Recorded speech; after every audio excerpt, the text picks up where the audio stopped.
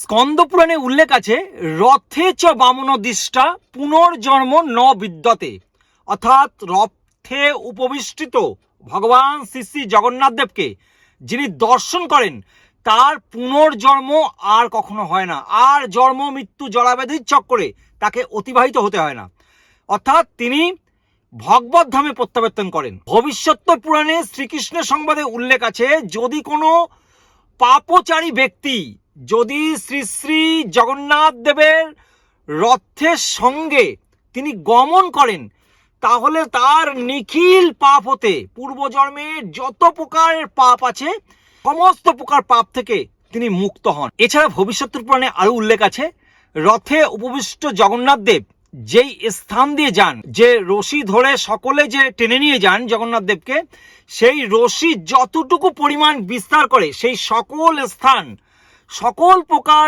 যজ্ঞের আয়োজন সদৃশ্য হয়। হরে কৃষ্ণ। তো আগামী 27শে জুন শুক্রবার দিন আষাঢ় মাসের শুক্লাপক্ষের দ্বিতীয়া তিথিতে রথযাত্রা মহামহোৎসব উদযাপিত হবে, পালিত হবে বিশ্বের সকল ইস্কন মন্দির সহ নীলাচল শ্রীক্ষেত্র পুরীধামে। এছাড়া ভারতবর্ষের প্রতিটা ইস্কন মন্দিরে এই রথযাত্রা মহামহোৎসব পালন করা হবে, উদযাপন করা হবে এবং 5ই জুলাই শনিবার দিন শুক্লাপক্ষের নবমী তিথিতে উল্টো রথযাত্রা মহামহোৎসব পালিত হবে।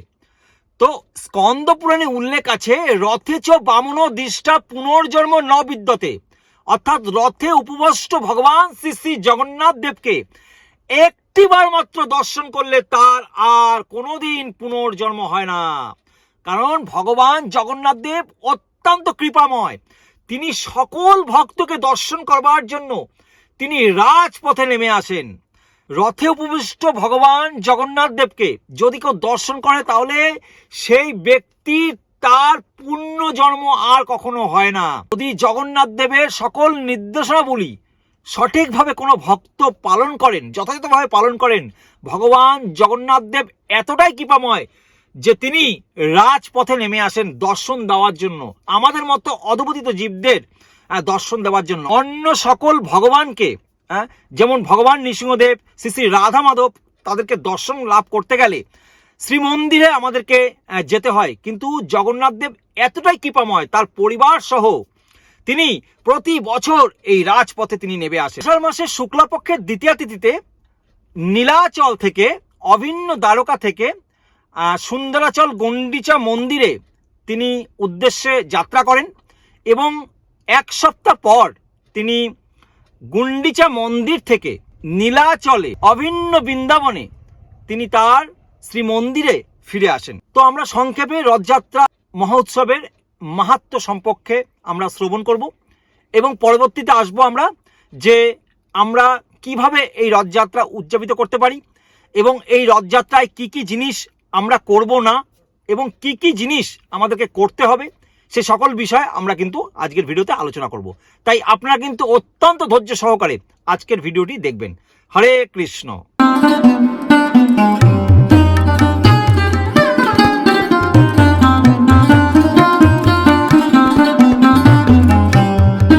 হরে কৃষ্ণ। তো রথযাত্রার দিন শ্রী শ্রী জগন্নাথ দেব, বলদেব এবং সুভদ্রা মহারানী সুদর্শন সহ নীলাচল থেকে তিনি গুন্ডিচা মন্দিরের উদ্দেশ্যে রওনা হন এবং ওইখানে 1 সপ্তাহ অবস্থান করেন এবং তারপর উল্টো রথের দিন অর্থাৎ 5ই জুলাই শনিবার দিন তিনি তার শ্রীমন্দির অভিন্ন দ্বারকায় নীলাচলে তিনি ফিরে আসবেন। তো রথের দড়ি ধরে যদি রথকে কেউ টেনে নিয়ে যায় অথবা রথের সাথে সাথে তিনি যদি কেউ হাঁটতে থাকেন তাহলে কি ফল লাভ হয় এ বিষয়ে ভবিষ্যত্তর পুরাণে উল্লেখ আছে যে প্রতিটা পদে পদে তার সকল প্রকারের পাপরাশি বিনষ্ট হয়ে যায়। ভবিষ্যত্তর পুরাণে আরো উল্লেখ আছে যে যখন ভগবান শ্রী শ্রী জগন্নাথ দেব রথে উপবিষ্ট থাকেন এবং সেই জগন্নাথ দেব যেই পথ দিয়ে যান এবং জগন্নাথ দেব যেদিকে দর্শন করেন অর্থাৎ দৃষ্টিপাত করেন সেই সকল স্থান স্বর্গ সদৃষ্ট বলে পরিগণিত হয়। ভবিষ্যত্তর পুরাণে এটি কিন্তু বিশেষভাবে উল্লেখ আছে।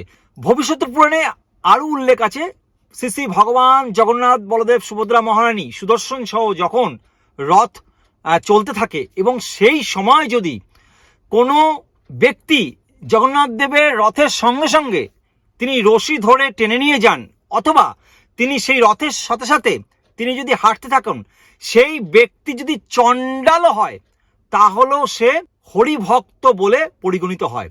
ভবিষ্যতের পুরাণে আরও বলা হয়েছে যে রথযাত্রায় যখন রথ গমন করেন জগন্নাথ বলদেব সুভদ্রা মহারানী, সেই সময় যদি কোনো ব্যক্তি স্ট্যাচুর মতন বৃক্ষের মতন দাঁড়িয়ে থাকে, তাহলে সে যদি অধ্যয়ননিষ্ঠ ব্রাহ্মণ হয়, অর্থাৎ বেদ পাঠ করা ব্রাহ্মণ হয়, তাহলে শাস্ত্রে বলা হয়েছে চণ্ডাল থেকেও নিকৃষ্ট, এবং তিনি পরবর্তী জন্মে ব্রহ্ম রাক্ষস রূপে তার জন্মলাভ হবে। এ কথা কিন্তু শাস্ত্রে বর্ণনা করা হয়েছে। তো আপনারা অবশ্যই রথযাত্রার দিন রথের সাথে সাথে আপনারা জগন্নাথ বলদেব সুভদ্রা মহারানীর সাথে সাথে আপনারা হাঁটতে থাকবেন এবং রথের রশি ধরে আপনারা কিন্তু টেনে নিয়ে যাবেন। অবশ্যই আপনারা সকলে এই রথযাত্রায় অংশগ্রহণ করবেন। প্রভুরা রথ যখন দর্শন করবেন প্রথমেই আপনারা ষষ্ঠাঙ্গ প্রণাম নিবেদন করবেন এবং মায়েরা পঞ্চাঙ্গ প্রণাম নিবেদন করবেন এবং আপনাদের মনের কথা জগন্নাথ দেবকে জানাবেন। তিনি জগতের নাথ জগন্নাথ, এবং আপনারা অবশ্যই প্রার্থনা করবেন যে সর্বক্ষণ যেন আপনার সেবায় আমি নিয়োগ থাকতে পারি, সেই কৃপা লাভ করতে যেন পারি ভগবান। এইভাবে আপনারা ভগবানের কাছে প্রার্থনা করবেন। ভবিষ্যতের পুরাণে শ্রীকৃষ্ণ সংবাদে আরও উল্লেখ আছে যে অনেকে যারা মারাত্মক মারাত্মক ব্রহ্মহত্যা, গোহত্যা, নারী হত্যা, এইরকম কঠিনতম যারা পাপ করেছেন, এই রকম পাপও যদি কেউ করে থাকেন, রথযাত্রার সময় জগন্নাথ দেবের রশি ধরে গমন করেন, ফলে নিখিল পাপ থেকে তারা মুক্ত হন। অনেকে বলে থাকেন মাতাজিরা রথযাত্রায় অংশগ্রহণ করতে পারবে না, গর্ভবতী মায়েরা রথযাত্রায় অংশগ্রহণ করতে পারবে না। এটি টোটালি ভ্রান্ত কথা, এরকম শাস্ত্রে কোথাও উল্লেখ নেই। সকলেই নারী পুরুষ সধবা বিধবা সকলেই কিন্তু এই রথযাত্রায় অংশগ্রহণ করতে পারেন এবং অবশ্যই অংশগ্রহণ করবেন, শাস্ত্রে এমনটি বলা হয়েছে। এবং ভবিষ্যতের পুরাণে বলা হয়েছে রথযাত্রা পরায়ণ হলে নারী জাতিদেরও মোক্ষ লাভ হয়। শাস্ত্রে এরকমটি বলা হয়েছে যে তিনি তার পিতৃকুল, মাতৃকুল এবং পতিরকুলকে, অর্থাৎ 3টে কুলকে, 21 কুলকে তিনি ভগবত ধামে নিয়ে যেতে সক্ষম হন। হরি বল। অর্থাৎ 21 কুলকে তিনি নরক যন্ত্রণা থেকে উদ্ধার করে ভগবত ধামে প্রত্যাবর্তন করতে পারেন। এতটাই শাস্ত্রে গুরুত্ব আরোপ করা হয়েছে। অনেকে ভাবতে পারেন যে ভগবান জগন্নাথ দেবকে তো আমরা রথ টেনে নিয়ে যাচ্ছি, রশি ধরে ভগবানকে এগিয়ে নিয়ে যাচ্ছি, কিন্তু প্রকৃতপক্ষে আমরা কখনো ভগবানকে এগিয়ে নিয়ে যেতে পারি না। ভগবান তিনি তার নিজের ইচ্ছায় তিনি সামনের দিকে এগিয়ে চলেন। তিনি পরম পুরুষোত্তম ভগবান, তিনি যখন নিজের ইচ্ছা সামনের দিকে অগ্রসর হতে ইচ্ছা প্রকাশ করেন, তখনই রথ সামনের দিকে অগ্রসর হন। এবং এই রথে যারা রশি ধরে থাকে, জগন্নাথের সামনের দিকে এগিয়ে যাবার জন্য প্রচেষ্টা করে ভক্তি সহকারে, সেক্ষেত্রে কি লাভ হয়? সেক্ষেত্রে ভবিষ্যৎ পুরাণে খুব সুন্দরভাবে উল্লেখ রয়েছে। সেই স্থান বরাবর, যেই স্থান বরাবর রশি ধরে রথকে এগিয়ে নিয়ে যায়, সেই পরিমাণ যে রাস্তা, টোটাল জায়গাটাই ভগবানের প্রীতিবিধান করবার জন্য যে যজ্ঞ করা হয়, সেই যজ্ঞ আয়োজনের সদৃশ্য হয়। এবং যারা রথযাত্রার সময় রথকে রশি ধরে টেনে এগিয়ে নিয়ে যায়, তারাও কিন্তু সকল যজ্ঞের ফল লাভ করতে পারে। এবং যারা জগন্নাথ দেবের রথযাত্রায় অংশগ্রহণ করেছেন পরম আনন্দিত হয়ে, তাহলে তাদের কি লাভ হয়? শাস্ত্রে উল্লেখ আছে 14 ইন্দ্রের রাজত্বকাল যতদিন থাকবে, তত বছর কাল নরক যন্ত্রণা তাদেরকে আর ভোগ করতে হবে না। মানে বুঝতে পেরেছেন? যারা রথের দড়ি ধরে রথ টেনে নিয়ে যায় জগন্নাথ বলদেব সুভদ্রা মহারানীকে, শাস্ত্রে বলা হয়েছে যে 14 ইন্দ্রের রাজত্বকাল। আপনারা সকলে জানেন ব্রহ্মার একটি কল্প যখন হয়, ইন্দ্রের একটি রাজত্বকাল হয়। অর্থাৎ 432 কোটি বছরে ব্রহ্মার দিন হয়, আবার 432 কোটি বছরে ব্রহ্মার 12 ঘন্টা রাত হয়। তার মানে 864 কোটি বছর ব্রহ্মার একটি দিন হয়। সেই একটি দিনে ইন্দ্রের একটি রাজত্বকাল হয়। তার মানে 14 ইন্দ্রের রাজত্বকাল যতদিন ধরে থাকবে, তত কোটি বছর নরক যন্ত্রণা তাদেরকে আর ভোগ করতে হবে না। যে জগন্নাথ দেবের রথযাত্রায় অংশগ্রহণ করে আনন্দিত থাকবে, এইভাবে শাস্ত্রে বলা হয়েছে। ভবিষ্যতের পুরাণে আরো উল্লেখ আছে, ভগবান শ্রী শ্রী জগন্নাথ বলদেব সুভদ্রা মহারানী যখন রথে উপবিষ্ট হয়ে তিনি গমন করেন, সেই সময় রথে যারা আরতি অর্চন ভগবানের সেবা পূজা করে, শাস্ত্রে বলা হয়েছে তাকে আর কখনো নরক যন্ত্রণা ভোগ করতে হবে না। তিনি শ্রীহরির ধামে গমন করতে পারবেন, তিনি মুক্তি লাভ করে ভগবত ধামে প্রত্যাবর্তন করেন। এইভাবে শাস্ত্রে কিন্তু বিশেষভাবে এই রথযাত্রার মাহাত্ম্য বর্ণনা করা হয়েছে। তো শ্রীক্ষেত্র পুরীধামে প্রতি বছর এই রথযাত্রার জন্য নতুন নতুন রথ তৈরি করা হয়ে থাকে। তো সেই কাঠ সংগ্রহ করা হয় মাঘ মাসের শুক্লা পক্ষের পঞ্চমী তিথিতে, অর্থাৎ বসন্ত পঞ্চমীতে, সরস্বতী পুজোয়। এবং সেই কাঠগুলি নির্দিষ্ট সাইজে রথ নির্মাণের জন্য কাটা হয় রামনবমীর দিন থেকে, এবং রথ নির্মাণ কার্য শুরু হয় এই অক্ষয় তৃতীয়া থেকে। এই অক্ষয় তৃতীয়া থেকে পুরোপুরি রথযাত্রা রথ নির্মাণের কাজ শুরু হয়। তো আরতি এবং বিশেষ পূজা অর্চনার মাধ্যমে কিন্তু এই রথ নির্মাণের কাজ শুরু হয় এই অক্ষয় তৃতীয়া থেকে। তো এখন আমরা জানবো 3টি রথ তৈরি হয় ভগবান শ্রী শ্রী জগন্নাথ দেবের, ভগবান শ্রী শ্রী বলদেবের এবং সুভদ্রা মহারানীর। এই 3টি রথ পৃথক পৃথকভাবে নির্মাণ করা হয়। তো ভগবান শ্রী শ্রী জগন্নাথ দেব সর্বশেষে তিনি গমন করেন, প্রথমে বলদেব, তারপরে সুভদ্রা মহারানী এবং সর্বশেষে শ্রী শ্রী জগন্নাথ দেব সুদর্শন সহকারে তিনি কিন্তু ধীরে ধীরে রাজপথে নীলাচল দ্বারকা থেকে, অভিন্ন দ্বারকা নীলাচল থেকে গুন্ডিচা মন্দির, সুন্দরাচল গুন্ডিচা মন্দির, অভিন্ন বৃন্দাবনের উদ্দেশ্যে কিন্তু যাত্রা শুরু করেন। তো প্রথম রথটি ভগবান শ্রী শ্রী বলদেবের থাকে। বলদেবের এই রথের নাম হচ্ছে তালধ্বজ। তো তারপরেই থাকে সুভদ্রা মহারানীর রথ। তো সুভদ্রা মহারানীর এই রথের নাম হচ্ছে পদ্মধ্বজ, দেবদলন বা দর্পদলন। এবং সর্বশেষে সুদর্শন সহ ভগবান শ্রী শ্রী জগন্নাথ দেবের রথ, সেই রথের নাম হচ্ছে নন্দী ঘোষ অথবা গরুর ধ্বজ। তো এই 3টি রথ ধীরে ধীরে নীলাচল থেকে অভিন্ন বৃন্দাবন গুন্ডিচা মন্দিরের উদ্দেশ্যে রওনা হন। তো এইভাবে শাস্ত্রে বিশেষভাবে এই রথযাত্রার মাহাত্ম্য বর্ণনা করা হয়েছে। তো এখন আমরা আলোচনা করব আপনারা রথযাত্রার দিন কি কি করবেন আর কি কি করবেন না। প্রথম কথা, আপনারা অবশ্যই এই রথযাত্রা থেকে, অর্থাৎ 27শে জুন শুক্রবার রথযাত্রা পড়েছে, তো 26শে জুন 2025 বৃহস্পতিবার থেকে 5ই জুলাই অর্থাৎ শনিবার উল্টো রথ পর্যন্ত কিন্তু সম্পূর্ণরূপে আমিষ দ্রব্য বর্জন করবেন। তারপরে আবার কিন্তু শয়ন একাদশী রয়েছে, অর্থাৎ 6ই জুলাই রবিবার দিন শয়ন একাদশী রয়েছে, 7ই জুলাই শয়ন একাদশীর পালন রয়েছে, দ্বাদশীর পালন রয়েছে।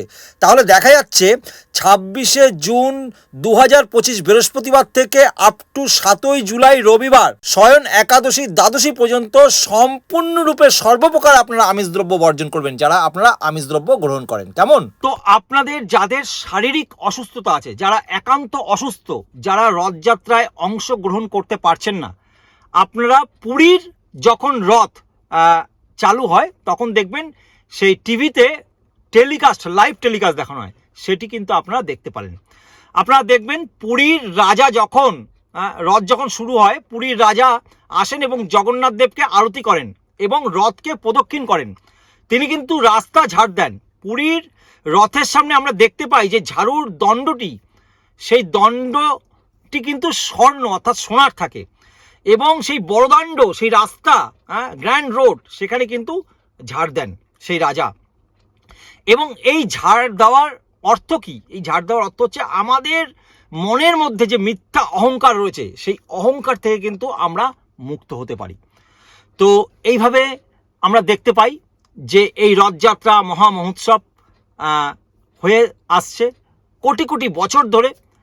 তো আপনারা এই রথযাত্রার এই কয়দিন একদম, বিশেষ করে রথযাত্রার দিন আপনারা জগন্নাথ অষ্টকম আপনারা কীর্তন করতে পারেন, বেশি বেশি সংখ্যক হরে কৃষ্ণ মহামন্ত্র আপনারা জপ করতে পারেন, বিভিন্ন গ্রন্থাবলী, শাস্ত্রীয় গ্রন্থাবলী পাঠ করতে পারেন, ব্রাহ্ম মুহূর্তে ঘুম থেকে উঠবেন এবং মঙ্গল আরতি করবেন, একদম বেশি বেশি সংখ্যক হরে কৃষ্ণ মহামন্ত্র কলিযুগের এগুলো জপ করবেন এবং সর্বপ্রকার আমিষ দ্রব্য বর্জন করবেন। এইভাবে আপনারা এই রথযাত্রা মহা মহোৎসব উদযাপিত করবেন। এই রথযাত্রা মহোৎসবে সকলে যাতে অংশগ্রহণ করে সেই জন্য সকলকে আপনারা কিন্তু উৎসাহিত করবেন। জগন্নাথ বলদেব সুভদ্রা মহারানীর একত্রে প্রণাম মন্ত্র হচ্ছে নীলাচল নিবাসায় নিত্যায় পরমাত্মনে বলভদ্র সুভদ্রাভ্যাং জগন্নাথই নমঃ। তো এই রথযাত্রা আপনারা সকলে পালন করুন, অন্যকে পালন করবার জন্য উৎসাহিত করুন।